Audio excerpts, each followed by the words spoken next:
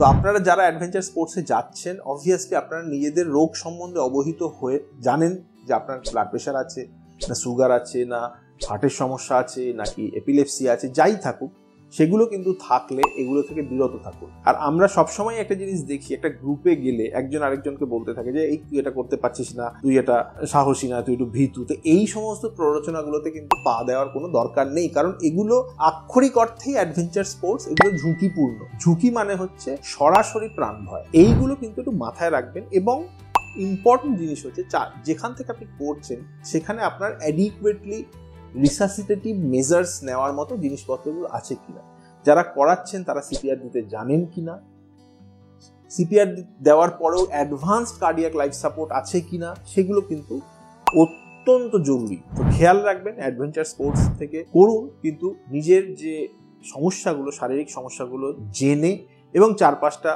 খেয়াল রেখে যে আপনাকে উদ্ধার করার মতো অ্যাটলিস্ট কেউ আছে, তারা আপনাকে সময় মতো একটা মেডিকেল হেল্পে সুযোগ দিতে পারবে, সেইটুকু দেখে।